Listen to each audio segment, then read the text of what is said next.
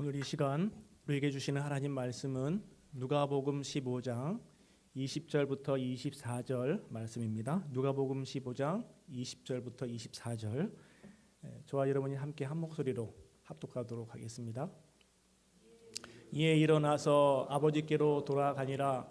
아직도 거리가 먼데 아버지가 그를 보고 측은히 여겨 달려가 목을 안고 입을 맞추니 아들이 이르되 아버지, 내가 하늘과 아버지께 죄를 지었사오니 지금부터는 아버지의 아들이라 일컬음을 감당하지 못하겠나이다 하나, 아버지는 종들에게 이르되 제일 좋은 옷을 내어다가 입히고 손에 가락지를 기우고 발에 신을 신기라. 그리고 살찐 송아지를 끌어다가 잡으라. 우리가 먹고 즐기자. 이 내 아들은 죽었다가 다시 살아났으며 내가 잃었다가 다시 얻었노라 하니 그들이 즐거워하더라. 아멘. 오늘 설교 제목은 공감, 하나님의 마음입니다. 제가 지난 3주 전에 코로나에 걸려서 2주 동안 자가격리를 했습니다. 자가격리를 하면서 집에만 갇혀 있으니까 이 감옥이라는 것이 이러는 것이구나 라는 생각이 들었는데요. 그러던 중에 이제 거의 끝나갈 쯤에 제 아는 선배 목사님이 저한테 해줬던 말이 떠올랐습니다. 김 목사, 인생 드라마가 있는데 그거 한번 봐. 그게 뭘까요? 나의 아저씨입니다. 혹시 보신 분 계세요? 2018년도에 나왔다고 하는데 저는 인제서야 봤습니다. 봤는데 그래서 그냥 시간도 있고 해서 보는데요. 1편, 2편은 그냥 좀 지루해서 좀 빨리 넘겼습니다. 근데 3편, 4편, 5편 넘어가는데 보고 있는데 갑자기 눈물이 주르르 흐르는 거예요. 그랬더니 옆에서 같이 보고 있던 아내가 저를 쳐다보면서 막 웃는 거예요. 50살이 되더니 갱년기가 왔나 봐. 근데 눈물을 보통 좀 눈물이 나려고 하면 참을 수 있는데 안 참아지는 거예요. 그래서 만약에 아내가 없었으면 아마 펑펑 울었을 겁니다. 왜 울었을까요? 드라마를 잘 만들어서요? 아닙니다. 여기 나오는 인물들의 삶이 그려지는데 다 각자의 삶의 스토리들이 있습니다. 그 안에 아픔이 있고 상처가 있고 또 상함이 있고, 특히 이제 남자 주인공 또 여자 주인공 아이유가 나오는데요. 서로의 상황을 공감해 주면서 위로해 주는 모습들이 참 마음에 와닿습니다. 그리고 직장 생활하는 분들의 그 마음, 힘든 그 모습들을 보면서 공감이 되었고요. 또 사회 속에서 소외당하고 또 상처받은 어린 소녀의 마음에 대해서 위로가 되었고 공감이 되었고, 보면서 어떻게 보면 참 말씀 보면서도 은혜가 되지만 드라마를 보면서도 이렇게 은혜가 되고 마음이 좀 따뜻해지고 충만해진 적은 처음이었던 것 같습니다. 그래서 코로나 자가격리 기간 말쯤에 마음이 충만해져서 교회로 돌아왔습니다. 몸은 힘들었지만 또 하나님의 은혜를 경험했는데요. 이 드라마를 통해서 제가 오늘 말씀을 준비했는데 오늘 본문도 공감에 대한 이야기입니다. 공감. 먼저 공감이 무엇인지 좀 이 단어에 대해서 우리가 이해하는 것이 필요한데요. 오늘 말씀 20절에 나옵니다. 측은히 여기심이라는 말입니다. 헬라어 원어로는요, 스플랑크니 조마이라는 뜻인데 고통 중에 있는 자를 긍휼히 여기는 마음을 품고 도와주는 것, 이것이 공감, 측은히 여긴다라는 말의 어원의 뜻입니다. 영어 번역 성경에서는 컴패션이라고 나옵니다. 컴패션이 이제 우리가 저 오지나 아프리카나 그 아이들을 돕는 이 단체잖아요. 그 단체 이름도 컴패션인데 그 의미는 함께 아파한다라는 뜻이에요. 그래서 상대방의 고통에 함께한다, 함께 동참한다. 이 말이 이제 공감이란 뜻입니다. 오늘 본문에서는 이 탕자를 향한 아버지의 공감이 나타나고 있습니다. 자, 아버지의 어떤 마음일까요? 또 아버지는 공감하시면서 어떻게 행동으로 그 공감을 표현하실까요? 먼저 오늘 배경에 나오는 탕자의 이야기를 또 탕자의 모습을 먼저 보는 것이 필요합니다. 자, 여러분 다 아시겠지만도요, 탕자가 형이 있고 탕자가 있는데요, 아버지한테 와서 이야기합니다. 아버지한테 자기에게 물려줄 재산 반을 달라고. 사실은 이 재산을 물려주고 안 주고는 아버지 마음인데 어디서 와가지고 그냥 나 어차피 나한테 줄 거니까 달라라고 얘기를 하고 있습니다. 그리고 그 재산을 물려받아가지고 타지로 가서 흥청망청 써버립니다. 근데 돈이라는 게 쓰다 보면은요 금방 나갑니다. 결국 받은 그 모든 돈을 잃어버리고 나니까 옆에 붙어있던 친구들도 사라지고 뭐 살던 집도 빼앗기고 또 자기 좋다고 이야기했던 여자들도 다 도망가고 떠나고 이제는 아무것도 없어지니까 돼지우리에서 쥐엄 열매를 먹는 그런 신세가 되어버린 거예요. 그래서 그때서야 이 아들이 자기의 삶을 한탄하면서 아버지께 있었던 것이 좋았었네라고 하면서 거지가 되어서 아버지께로 돌아가야 되겠다. 아버지 집에 가서 종로를 타더라도 아버지 집이 좋겠다라고 하면서 아버지 집을 향합니다. 자, 이게 탕자의 스토리입니다. 탕자의 모습인데요. 이런 탕자의 모습을 바라보고 있는 아버지의 마음이 바로 공감이라는 것입니다. 자, 만약에 여러분들에게 이런 자식이 있다면 어떻게 하겠습니까? 여러분이라면 어떤 마음을 품고 어떻게 행동하시겠습니까? 한번 생각해 보세요. 저 같으면은 나중에 돈 다 잃어버리고 오기만 해봐라. 내가 버릇을 고쳐놔야지. 바로 받아주면 안 돼. 버릇머리 없어져. 아마 그런 마음으로 진짜 그 집에서 종로로 사듯이 아마 그냥 이렇게 아들을 대할지도 모릅니다. 가르친다고. 여러분들은 어떻게 하실 것 같아요? 근데 오늘 본문에 보면은요, 아버지는 어떻게 합니까? 조건 없이 기다립니다. 오늘 본문에도 나와 있지만 늘 아버지는 매일마다 동구 밖에 나가서 떠난 그 아들이 언제 돌아오나 기다립니다. 하루, 이틀, 3일, 한 달, 1년. 근데 그러다가 이 아들이 이제 돌아옵니다. 근데 참 재밌는 것은 뭐냐면 저 멀리에서 거짓 차림을 하고 오는 사람이 걸어오고 있는데 사실 알아보기 힘든데 그가 아들이라는 것을 이 아버지는 깨닫습니다. 왜요? 너무나 그를 사랑하기 때문에. 아버지의 그 애틋한 사랑이 오늘 본문에서도 이 표현되어져 나오고 있는 것입니다. 이것이 바로 아버지의 마음이고 아버지의 공감이라는 것입니다. 결국은 이 탕자를 향한 아버지의 마음은 우리를 향한 하나님의 마음과 같다는 것입니다. 성경 말씀이 왜 쓰여져 있겠습니까? 바로 하나님의 마음을 우리로 하여금 알게 하시기 위해서 인간의 언어로 이 성경이 쓰여진 것입니다. 이 탕자 이야기도 마찬가지입니다. 하나님의 마음을 우리를 향한 하나님의 그 공간을 우리가 알게 하기 위해서 이해하기 위해서 이 말씀이 쓰여졌다는 것이에요. 자, 여러분들은 무엇을 공감하십니까? 하나님께서 우리의 어떤 부분들을 공감해 주신다 생각이 드십니까? 그것은 바로 우리가 죄로 인해서 죄의 결과로 고통스럽게 살아가고 있는 모습을 하나님께서는 불쌍히 여기신다는 것이에요. 이 하나님 말씀을 떠나고 하나님 말씀에 불순종하니까 어디 당해봐라, 내가 징계를 내리겠다, 심판하겠다라고 하는 것이 아니라 하나님의 일차적인 처음 마음은 무엇이냐? 죄로 인해 죄의 그 굴레에 갇혀서 고통스럽게 살아가고 있는 우리의 모습을 긍휼히 여기시는 것이에요. 불쌍히 여기시는 것입니다.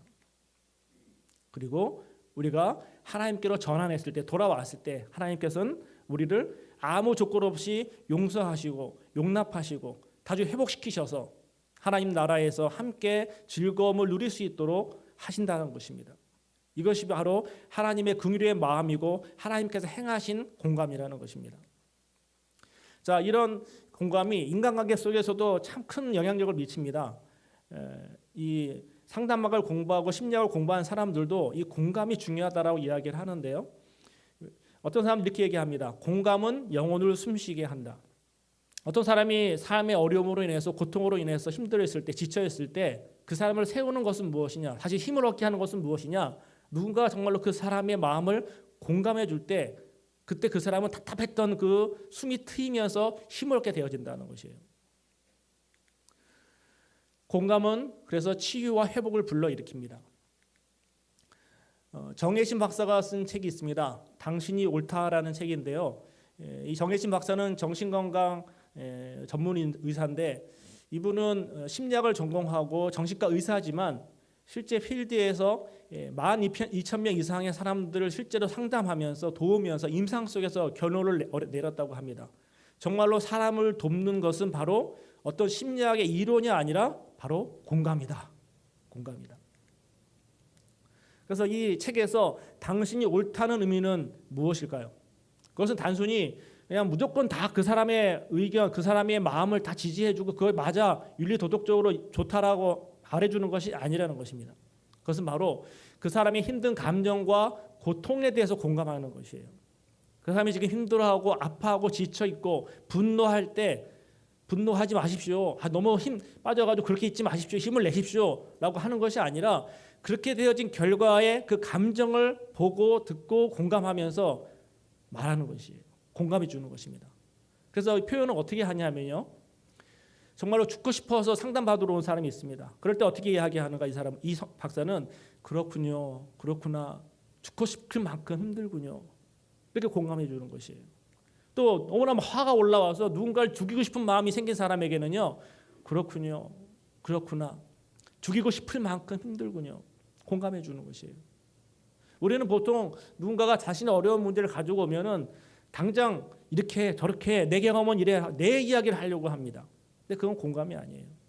실제로 정말로 힘들어하고 있는 사람을 도와주는 것은 바로 뭐냐면은 그 사람이 그렇게 반응하고 있는 그 밑바닥에 있는 감정을 읽어주는 것이에요. 그 마음에 함께 해주는 것입니다. 죽고 싶을 만큼 힘들었군요. 죽이고 싶을 만큼 힘들었군요. 근데 이렇게 하면요, 사람이 정말로 죽을래 하고 가는 게 아니에요. 정말 내가 죽일 거라고 하는 것이 아니라 그 마음을 공감해 줄 때 그 마음이 다시 힘을 얻기 시작합니다. 그러면서 네, 그렇지만 내가 이렇게 살아야죠라고 하면서 인간 스스로 그 내면에서 다시 힘과 용기와 치유가 일어나기 시작한다는 것이에요.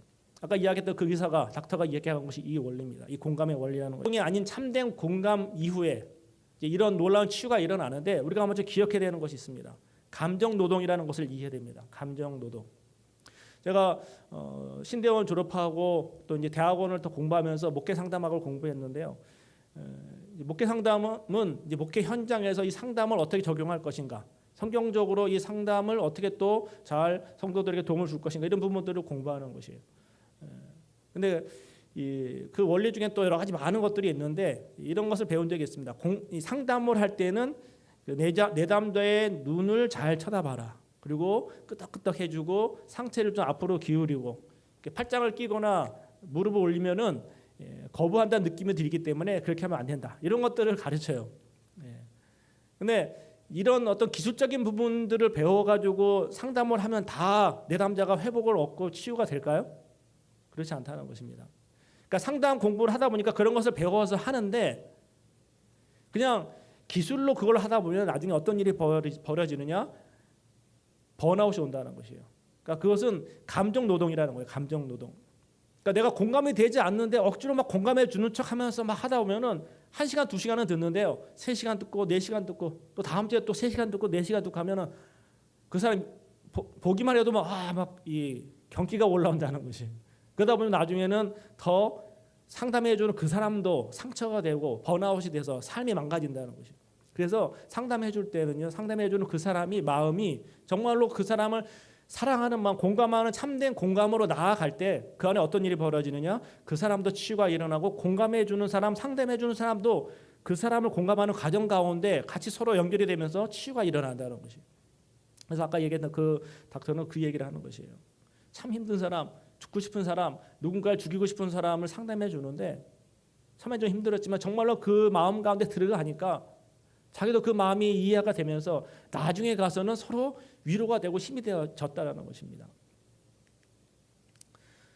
그래서 이 감정 노동이 아닌 참된 공감 후에는 어떤 일이 벌어지느냐? 서로 주파수가 맞는다는 것이에요. 그러니까 내담자가 힘들어하고 있을 때 상담자가 내 마음을, 감정을 공감해 주기 시작하면은 내 내면의 깊이 밑에 있던 말들을 하기 시작한다는 것이에요. 그때부터는 이제는 지지직하고 이게 무슨 말 하는 거야, 이 사람이 무슨 얘기하는 거지, 막 그런 것들이 사라지면서 이 사람이 원하는 것은 이것이구나, 이 사람이 아파하는 것은 이것이구나, 이 사람이 정말 이 문제로 인해 힘들어하고 있구나, 그걸 보게 된다는 것이에요. 주파수가 맞으면 잘 들리잖아요, 그렇죠? 그리고 두 번째, 복잡한 감정들이 소멸되기 시작합니다. 사람들의 마음 가운데 고통이 있고 어려움이 찾아들으면은 이 감정이 이랬다 저랬다 해요. 막 화가 올라왔다가 짜증이 올라왔다가 좌절했다가 낭망했다가 남의 탓했다가 막 이럽니다. 정신이 없어요. 근데 참된 공감을 받게 되면은 그 안에서 자기도 모르게 위로가 올라오면서 힘을 얻게 되어진다는 거예요. 그리고 복잡하고 불필요한 감정들이 사라지면서 내 감정이 이것이구나. 그리고 이것을 내가 앞으로 어떻게 되겠구나고 하면서 방향을 잡게 되어진다는 것입니다. 이것이 바로 참된 공감에 나타나는 반응들인데요.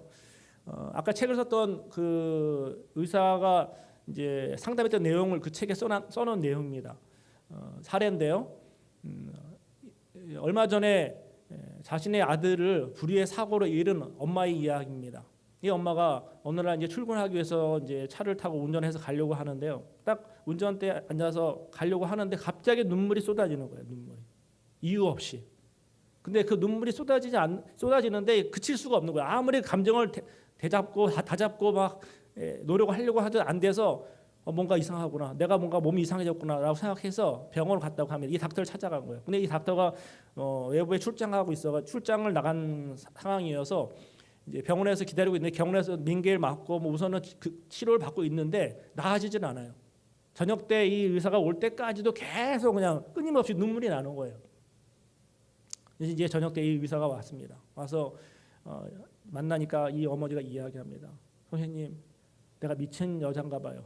원래는 뭐라고 써 있는데 여자입니다. 내가 눈물이 그쳐지지가 않아요. 왜 이런 거죠? 자식을 보내고 나니까 나도 그냥 미쳐버리나 봐요. 하면서 나는 미친 여자예요. 미친 여자예요. 막 자기를 막 학대하는 거예요. 이때 이 의사 선생님이 이야기했습니다. 이렇게 얘기했다고 합니다. 그 아이 이름을 이제 철수라고 대신 붙였는데요. 철수를 잃었는데 철수 엄마가 괜찮으면 그게 엄마예요? 라고 이야기했다는 것입니다. 그러니까 이 엄마는 자기를 잃어버리고 나서 자기 아들을 잃어버리고 나서 막 눈물이 나는데 아들 때문에 눈물 흘린다는 거 생각 안 하고 그냥 눈물이 펑펑 나오니까 그칠 수가 없으니까 이제 나도 미쳤구나 생각하는 거예요.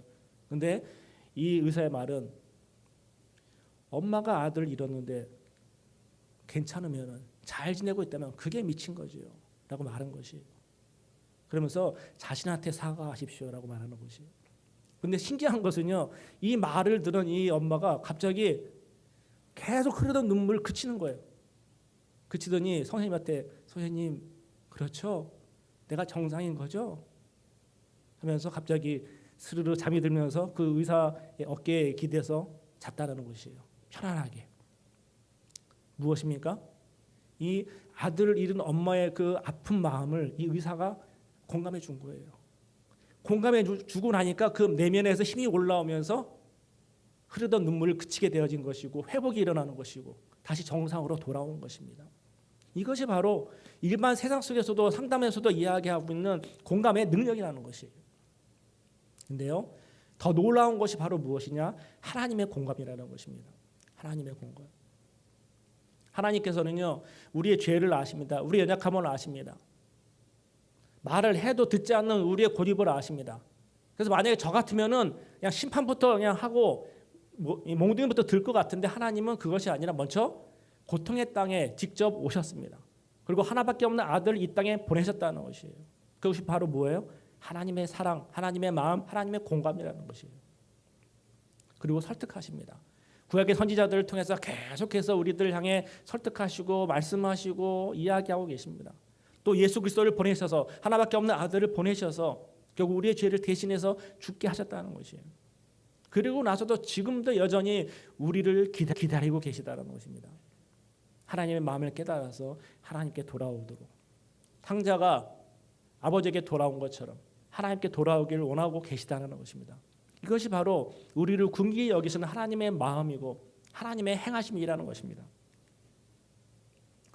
아들을 보내신 아버지의 마음을 좀 더 깊이 좀 헤아려 볼 수 있길 바랍니다. 제가 이것을 고민하면서 찾은 본문이 뭐냐면요, 창세기 22장 2절 말씀입니다. 한번 같이 읽어볼까요? 시작. 여호와께서 이르시되 내 아들 내 사랑하는 독자 이삭을 데리고 모리아 땅으로 가서 내가 내게 일러준 한 산 거기서 그를 번제로 드리라. 자, 이 내용은 하나님께서 아브라함에게 100세의 늦은 나이에 아들을 주십니다. 이삭을 주십니다. 약속대로 주셨죠. 근데 어느 날 갑자기 그 아들을 37살이 되었을 때 나에게 산으로 데리고 와서 제물을 바치라라고 말합니다. 자, 한번 여러분도 한번 생각을 해보세요. 이게 상상이나 할 수 있는 일이겠습니까? 힘들게 얻은 그 아들, 주시겠다고 하신 그 아들을 그것도 제물을 바치라. 제물을 바친다는 건 뭐예요? 본인 스스로 아버지가 칼을 들어서 아들을 죽이는 거예요. 죽인 다음에 각을 떠고 포를 뜹니다. 그리고 제단에 올려서 불로 태우는 거예요. 자, 그걸 해야 될 그 마음을 가지고 사랑하는 아들을 데리고 산을 오르고 있습니다. 자, 여러분들이 여러분에 있는 집에 있는 자녀들 생각해 보세요. 그 자녀를 그런 마음을 가지고 데리고 간다 생각해 보세요. 할 수 있습니까? 여러분 마음이 어떻겠어요? 아마 찢어질 겁니다. 찢어질 것이에요. 저 같으면 하나님, 나 하나님 안 믿을래요. 내가 꼭 하나님 믿어야 되나? 그래서 아마 다른 하나님 말고 두니님 믿든지 뭐 딴 신 믿겠다고 그럴지도 모릅니다. 그런데 아브라함은 하나님께서 그에게 믿음을 주셨기 때문에 그 말에 순종하며 그 길을 걸어갑니다. 그 산을 오릅니다. 바로 아브라함의 마음은 바로 하나님의 마음이라는 것이에요. 우리는 이 본문에서 야, 아브라함이 믿음이 대단하네. 어떻게 저렇게 할 수 있어? 우리도 저런 믿음을 가져야지. 그건 2차적인 우리가 적용이 될 수 있겠지만 쉽지 않습니다. 오히려 이 본문에서 우리에게 주는 은혜는 뭐냐? 하나님의 마음이 그러했다는 것이에요. 우리를 향한 하나님의 마음. 우리를 살리기 위해서, 우리를 긍휼히 여기시기 때문에, 우리 때문에 하나밖에 없는 아들 그렇게 하신 거예요. 실제로 아브라함은 그렇게 하려고 할 때 하나님께서 아브라함아 막으셨지만 하나님께서는 직접 그렇게 하셨다는 것입니다. 바로 아들을 희생하는 그 하나님 아버지의 마음이 어땠을까? 우리가 한번 기억해 볼 수 있기를 바랍니다. 하나님은 자신의 마음을 공감하는 자를 통해서 구원을 성취해 가십니다. 창세기 22장 18절 말씀 한 번 더 같이 읽어보도록 하겠습니다. 시작. 또 내 씨로 말미암아 천하 만민이 복을 받으리니 이는 내가 나의 말을 준행하였음이니라 하셨다 하니라. 아멘. 하나님께서는 하나님의 그 마음을 공감하는 아브라함을 통해서 하나님의 구원의 역사를 이루어 가십니다. 아브라함이 그 믿음을 가질 수 있었던 것은 하나님을 신뢰했기 때문이에요. 하나님의 마음을 알았기 때문입니다. 하나님께서는 그러한 자를 통해서 그의 마음을 통해서 또 다른 사람을 구원해 가십니다. 그래서 아브라함의 자손들 중에 예수 그리스도를 보내시는 것이고 예수 그리스도를 통해서 우리까지 구원의 반열에 들어오도록 하셨다는 것입니다. 자, 그래서 여기서 또 한 발짝 더 나아가서 예수님의 공감은 무엇이겠습니까? 예수님의 공감. 예수님께서는요, 인간이시면서 육체를 입고 이 땅에 오셨습니다. 그리고 이 땅에 오셔서 우리와 함께 우셨습니다. 오빠를 잃어버린 마리아를 위해서 그와 함께 하시면서 함께 우셨습니다. 앞으로 무너질 예루살렘 성을 바라보시면서 우셨습니다. 그 인류의 죄를 대신해서 고난받으시고 핍박받으시고 십자가 지시면서 대신 죽으셨다는 것이에요. 그냥 말로만 우리를 사랑하신 것이 아니라 수학적인 어떤 신학적인 원리로 그냥 우리를 사랑하셨다 그것이 아니라 실제로 신이신 분이 이 땅에 오셔서 우리와 함께 하셨고 우리와 함께 우셨고 외로운 자, 상처받은 자와 함께 하셨다는 것이에요. 나아가 우리를 대신해서 희생하셨다는 것입니다. 그것이 바로 예수님의 공감이라는 것이에요. 그래서 하나님의 공감을 받은 자들은 어떻게 해야 될까요? 이제는 하나님의 사랑 감사합니다. 할렐루야 아멘. 그러고서 그냥 또 내 마음대로 살면 될까요? 그것이 하나님께서 원하시는 삶일까요? 어떤 삶을 살아야 될까요? 여러분들 세들백 교회는 잘 아실 겁니다. 침례교 교회인데요. 미국에서도 아주 큰 교회로 알려져 있는데요. 이 세들백 교회 릭 워레 목사님이 계십니다. 조만간 이제 은퇴하신다고 하는데요. 이 교회는 성도 수가 3만 명이 넘고요. 이 교회 안에 7천 개가 넘는 소그룹이 있습니다. 그리고 이 교회의 핵심 가치는 뭐냐면은 커넥션이에요. 연결. 서로 연결되어지는 것이 바로 어떤 교회의 모토인데요. 어떤 목사님이 이 교회에 예배를 드리고 이제 주보를 받아봤는데 이 주보 안에 어떤 안내문이 끼어 있다라고 했다고 합니다. 그 주보 안에 끼어 있는 그 안내문이 뭐였냐면은 한 100개가 넘는 전화번호들이 적혀 있는 거예요. 근데 그 전화번호가 무엇이냐면요, 이런 거예요. 자녀의 문제로 울고 있는 모임, 몇 번, 아내에게 맞는 남편들의 모임, 몇 번, 중독으로 인해 힘들어하고 있는 사람들의 모임, 몇 번, 또 직장에서 갑자기 해고된 사람들의 모임, 몇 번. 이런 항목들이 100개가 있는데 그 100개의 항목들의 대표적인 대표 번호가 있는 거예요. 그러니까 이 교회는 예배 다 마치고 나면은요, 예배 드린 다음에 정말로 이런 마음의 고통과 어려움 있는 사람은 내가 해당되는 그 전화번호를 거는 거예요. 전화번호에. 그러면은 그것을 리더하는 사람이 어떤 사람이냐? 그냥 직분자들 중에 아무나 세우는 것이 아니라 정말로 자녀 문제로 정말로 힘들어하고 아파했던 사람이 리더가 되어 있습니다. 또 아내한테 진짜 엄청나게 맞은 남편이 리더가 되어 있어요. 중독의 문제로 힘들어했던 사람이 리더가 되어서 전화 거는 사람의 전화를 받습니다. 그리고 자기 집으로 초청을 해요. 그리고 초청해서 같이 식사하면서 그 사람의 마음을 공감해 주는 거예요. 들어주는 거예요. 그 다음에 지지해 줍니다. 그러면서 그 안에 회복이 일어나기 시작했다는 것이에요. 그래서 이 교회는 지금도 회복 사역을 위해서 엄청난 많은 일들을 감당하고 있고 전 세계적으로도 많은 일들을 하고 있어요. 성도는, 교회는 무엇인가요? 바로 예수 그리스도의 공감을 통해서 치유와 회복과 구원을 경험한 자들입니다. 그리고 그냥 구원을 경험하고 제자리에 앉아 있는 것이 아니라 우리만 잘 먹고 잘 살면 된다 그러는 것이 아니라 이제는 그 받은 공감을 전달하는 자, 받은 복음을 전달하는 자가 되어야 한다는 것이에요. 그런 과정 속에 우리가 공감을 전달하는 자에게도 치유가 일어나지만 우리 또한 더 하나님의 더 풍성한 은혜 가운데 잠기게 되어진다는 것입니다. 몽골의 고비 사방에 가면은요, 낙타들이 있습니다. 근데 이 낙타는 임신을 해서 이제 새끼를 낳게 되면은요, 낳을 때가 되면은 이 낙타 주인이 사막으로 보낸대요. 혼자 사막에서 새끼를 낳게 되면은 한 5일 정도 있다가 돌아온다고 합니다. 새끼를 데리고. 근데 간혹 새끼를 낳는데 너무 힘들다 보니까 새끼를 낳고 나서 어미가 이 자기 새끼를 돌보지를 않는 거예요. 젖을 안 먹입니다. 자기가 새끼가 와서 젖 먹으려고 하면 바로 차버린대요, 자꾸. 그럼 어떻게 돼요? 이 새끼를 이제 젖을 먹여야지만 살릴 거 아니에요. 그래서 이 몽골인들은 어떻게 하냐면요, 그들이 쓰는 현악기가 있는데 마두금이라는 악기인데요. 이 음악을 저도 들어봤는데 아주 애잔하면서 슬픕니다. 그러니까 젖을 먹이지 않는 이 낙타가 있으면 그 낙타는 풀이 풍성한 곳으로 보내요. 거기서 회복할 수 있도록 보내고 새끼는요, 다른 새끼를 낳은 어미한테 데려갑니다. 데려가면요, 이 어미가 젖을 먹일까요, 안 먹일까요? 안 물려요. 자기 새끼가 아니기 때문에 바로 차버립니다. 절로 가라고. 근데 이 마두금이라는 악기를 옆에서 연주를 해줘요, 주인이. 연주한 사람을 데리고 오든지. 그럼 연주를 해주면 어떤 일이 벌어지냐면은 그 어미 낙타가 눈물을 흘려요, 이렇게. 뚝뚝뚝 눈물 흘리잖아요. 그럼 눈물이 흘리는 것을 보면은 주인이 새끼를 데리고 와서 어미한테 젖을 물립니다. 그러면 신기하게도 이 어미가 자기 새끼가 아닌데 젖을 물려요. 그리고 그때부터 그 새끼를 남의 새끼인데도 자기 새끼처럼 돌봅니다. 신기하지 않습니까? 뭐예요? 마음에 감동이 되니까. 자기 새끼가 아닌데도 젖을 물리는 것이에요. 미물인 낙타도 저런데 우리가 하나님의 은혜와 사랑과 공감을 받은 자들이 우리는 어떤 삶을 살아가고 있습니까?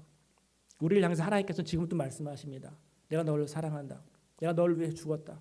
내가 너를 위해서 나의 하나밖에 없는 아들을 보냈다. 네 안에 회복이 일어났느냐? 치유가 일어났느냐? 그렇다면 이제는 이렇게 살아가렴. 바로 그 말씀이 오늘 본문에 나옵니다. 베드로전서 3장 8절에서 9절 말씀 함께 한번 읽어볼까요? 시작. 마지막으로 말하노니 너희가 다 마음을 같이하여 동정하며 형제를 사랑하며 불쌍히 여기며 겸손하며 악을 악으로 욕을 욕으로 갚지 말고 도리어 복을 빌라. 이를 위하여 너희가 부르심을 받았으니 이는 복을 이어받게 하려 하심이라. 아멘. 하나님의 공감은 하나님의 복입니다. 하나님의 사랑이에요. 그것을 받은 우리들은 또 그것을 누군가에게 흘려보내는 것이에요. 그래서 우리도 복을 받고 그들도 복을 받고, 그래서 하나님의 나라가 확장되어지는 것입니다.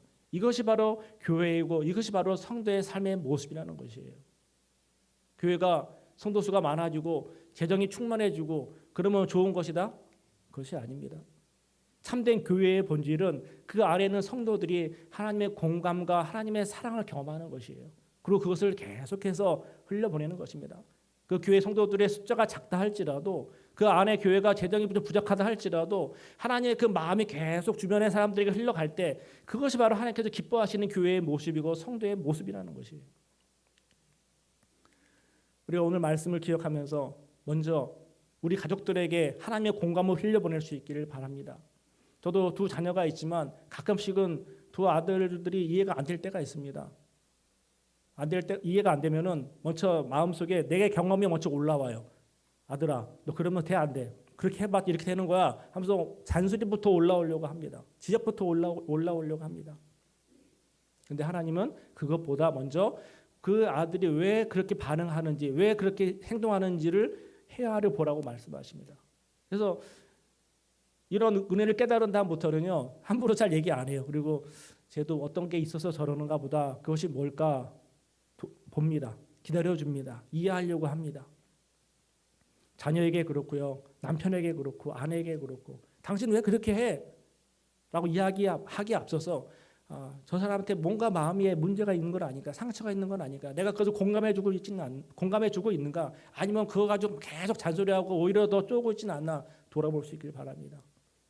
하나님의 공감으로, 하나님의 사랑으로 먼저 가족에게 다가갈 수 있기를 바랍니다. 그리고 우리 주변에 있는 이웃들 향해 돌아볼 수 있기를 바랍니다. 그들이 우리 이웃들 중에 상처받아서 외로워서 힘들어서 지쳐있고 쓰러져 있는 사람들이 있습니다. 분노하고 있는 사람들이 있습니다. 그들에게 하나님의 마음으로 다가감을 통해, 공감해 줌을 통해서 그들의 마음 가운데 회복이 일어날 수 있도록 돕는 일에 우리가 사용될 수 있기를 바랍니다. 바로 이것이 복음 안에서 공감이고, 이 공감이 결국은 우리의 삶 가운데 실천되어지는 삶의 모습이라는 것입니다. 이러한 삶이 앞으로 한 주간도 저와 여러분의 삶 가운데 풍성이 넘쳐날 수 있기를 주님의 이름으로 축원을 드립니다. 이렇게 기도하겠습니다. 하나님 감사합니다. 오늘도 말씀을 통해서 우리의 마음을 다시 울려주시고, 또 하나님의 마음이 무엇인지, 하나님의 사랑이 무엇인지 깨닫게 하시니 감사합니다. 하나님께 받은 이 공감, 또 하나님께 받은 이 사랑을 우리 주변의 사람들에게, 우리 가족들에게 나눠줄 수 있도록, 흘려보낼 수 있도록 인도하여 주시옵소서. 그래야 하나님께서 기뻐하시는 삶이 또 우리의 삶 가운데, 가정 안에, 교회 안에 풍성이 넘칠 수 있도록 복내려 주시옵소서. 감사드리며 예수님 이름으로 기도드립니다. 아멘.